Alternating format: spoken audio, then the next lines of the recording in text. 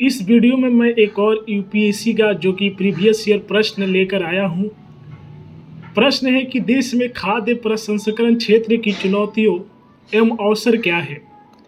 खाद्य प्रसंस्करण को प्रोत्साहित कर कृषकों की आय में पर्याप्त वृद्धि की जा सकती है। 150 शब्दों में लिखना है। उत्तर लिखने के बाद सबसे पहले भूमिका लिखा जाता है।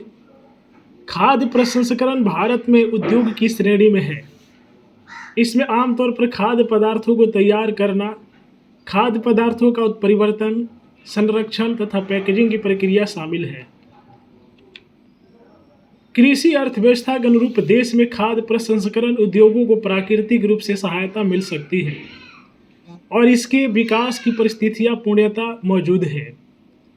कृषि उत्पादन की मांग में वृद्धि पर किसानों को उचित मूल्य प्राप्त हो सकता है और इससे उनकी आय में वृद्धि दर्ज की जा सकती है।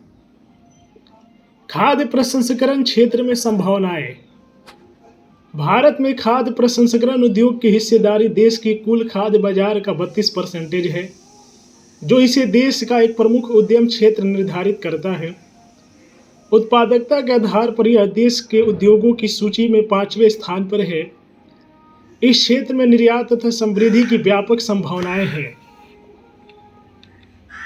खाद्य प्रसंस्करण क्षेत्र शीघ्र खराब होने वाली कृषि उपज की बर्बादी में कमी लाने, खाद्य उत्पादों को टिकाऊ बनाने, कृषि के विविधीकरण एवं वाणिज्यीकरण में महत्वपूर्ण स्थान रखता है। मैन्युफैक्चरिंग तथा कृषि क्षेत्र में खाद्य प्रसंस्करण की भागीदारी ग्रॉस वैल्यू एडेड में क्रमशः 8.80% तथा 8.39% है। भारत के निर्यात में 13% तथा औद्योगिक निवेश का 6% की हिस्सेदारी रखता है। वर्ष 2024 तक खाद्य प्रसंस्करण उद्योग द्वारा $33 बिलियन निवेश तथा 9 मिलियन लोगों को रोजगार देने का लक्ष्य रखा गया है। वर्ष 2025 तक भारत के खाद्य प्रसंस्करण उद्योग के 0.5 ट्रिलियन के होने का अनुमान है। वर्ष 2030 तक भारतीय परिवारों में खाद्य प्रसंस्कृत वस्तुओं के उपभोग की दर वर्तमान से 3 गुनी हो जाएगी और भारत 5वां सबसे बड़ा उपभोक्ता हो जाएगा। खाद्य प्रसंस्करण क्षेत्र की चुनौतियां। कच्चे मालों की उपलब्धता। खाद्य प्रसंस्करण उद्योग के लिए कृषि उत्पादों की आवश्यकता होती है। मौसमी फसलों के कारण कुछ खाद्य प्रसंस्करण उद्योग के उत्पादों की आपूर्ति बाधित होती है। ऐसे वस्तुओं की उपलब्धता कच्चे मालों के कारण बाधित होती है। परिवहन समस्याएं। खाद्य प्रसंस्करण उद्योग के अधिकांश उद्यम का परिवहन एक समस्या है। टूट फूट से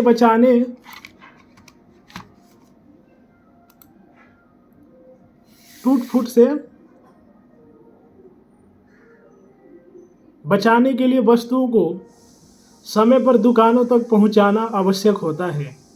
इसके अतिरिक्त जल्द ही खराब हो जाने वाले उत्पादों को कुछ समय तक रोक कर रखने हेतु आवश्यक शीत गृहों का अभाव है। भारत की परंपरागत कृषि। भारत में खाद्य प्रसंस्करण उद्योग के लिए परंपरागत उत्पादन प्रणाली को बनाया गया है जाना आवश्यक है।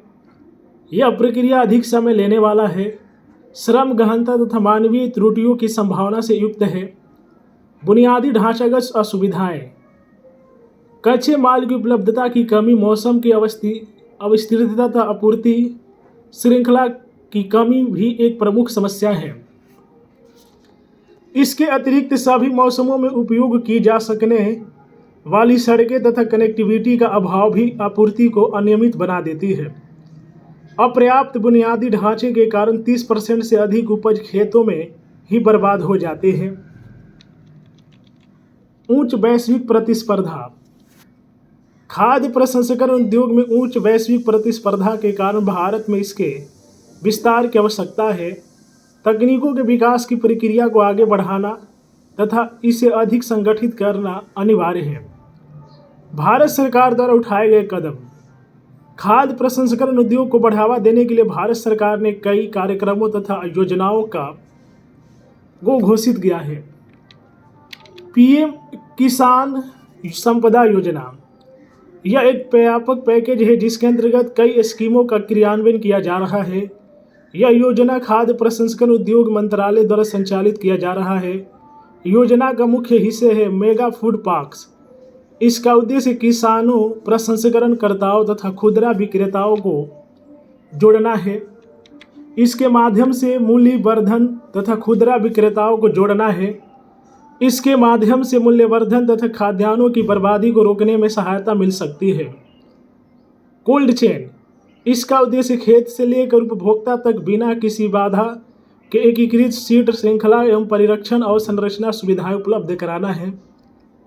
राष्ट्रीय कृषि बाजार,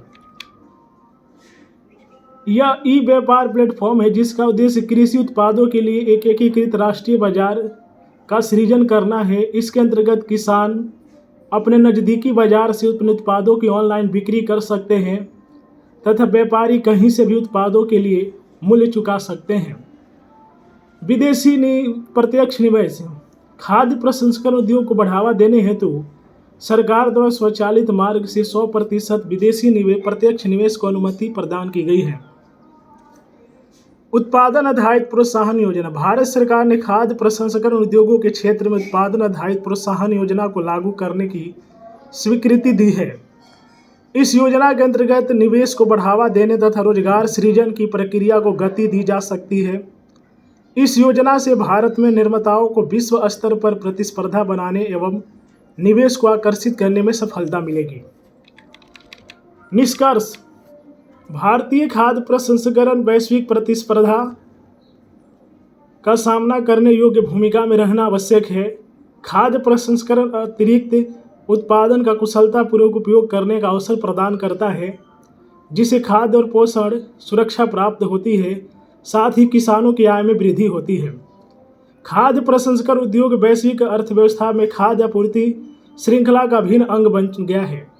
भारत को इस क्षेत्र में अधिक तीव्र तथा समावेशी विकास के साथ खाद्य प्रसंस्करण उद्योग अपनी क्षमता का लाभ उठाना चाहिए। तो ये एक यूपीएससी का प्रीवियस ईयर प्रश्न है। मैं बार बार अपने वीडियो के माध्यम से एक ही चीज़ कहेंगे, अधिकारी के महत्व को आप लोगों को समझा रहे हैं। मान लीजिए किसी भी समस्या से आप जूझ रहे हैं, आप अधिकारी के साथ अपने समस्या को यदि साझा करते हैं तो बहुत ही ज़्यादा जो कि सॉल्यूशन दे सकते हैं, क्योंकि कानून की नज़र में सभी लोग समान होते हैं।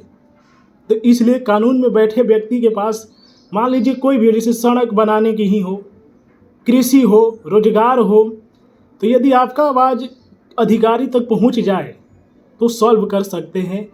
और जनप्रतिनिधि के लिए भी कह रहे, क्योंकि देखिए अगर यूपीएससी के फुल फॉर्म अगर आप लोग पढ़ेंगे तो उन्हें भी जो कि एक सेवक ही कहा जाता है।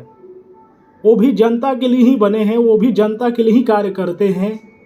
तो यही मैं बार बार कहूँगा, आप लोग समझ सकते हैं उनके पास नॉलेज कितना है। ये एक एक प्रश्न देखिए, ये प्रश्न में इतना बड़ा आंसर लिखकर तब जाके एक अधिकारी बनता है, तो उनके महत्व को समझिए।